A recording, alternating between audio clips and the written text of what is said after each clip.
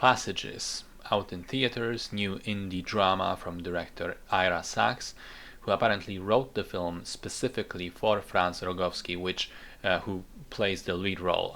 He's also joined by Ben Whishaw and Adele Exarchopoulos. I may have mispronounced the name, apologies in that case.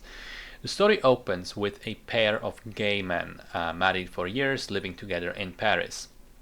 Thomas is the more volatile one. He's a film director, and from the first scene, it's clear that he can be exacting, selfish, demanding of others to the point of being abusive. And at a party to celebrate his latest movie, his husband Martin decides to leave early, and Thomas stays to dance with a newly met woman, Agatha. And there is a spark of chemistry between them, and unexpectedly they end up sleeping together. And what follows is Thomas continuing the affair with Agatha while still being torn between leaving with her and staying with Martin. And he flips back and forth between his two lovers, sort of manipulating them in the process and really making their lives miserable.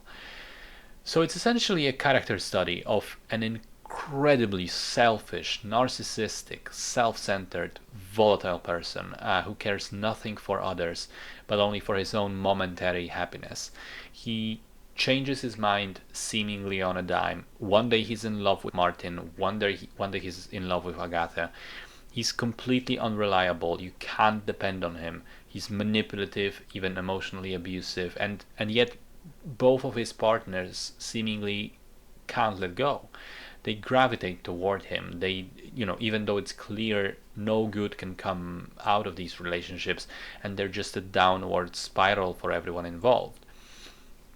I thought it was interesting, an interesting study on the one hand of how a person like that functions, and how they use their sort of tools of narcissism to feed that, but also how people around them fall into the traps of being with a person like that, how difficult it may be to cut them loose and get rid of them and move on with your life. Everyone in the movie is some degree of flawed, and it makes the viewing interesting as a result. I have to say all three performances are fantastic. There's a lot being said with simple looks and gestures. I particularly enjoyed Ben Whishaw, who's very subtle even in the more explosive scenes, and he's really able to communicate a lot of his state of mind with just the way he carries himself. I also like the cinematography, which is it's a very pretty film to look at, and it's very unobvious at times, choosing fascinating angles to explore these conversation scenes with an unexpected perspective.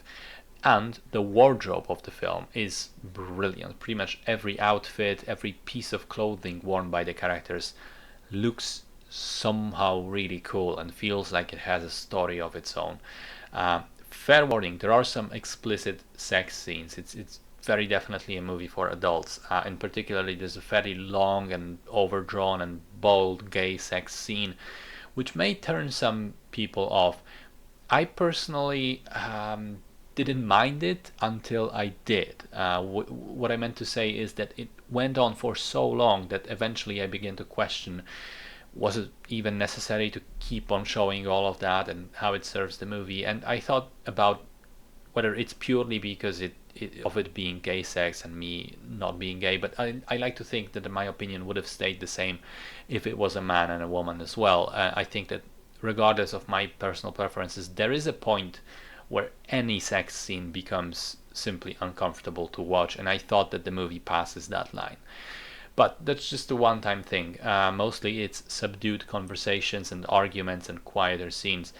I like the film as a whole. I think it's pretty good, and it tells a fairly unique story, which isn't afraid of showing us fucked up characters and making no excuses for them.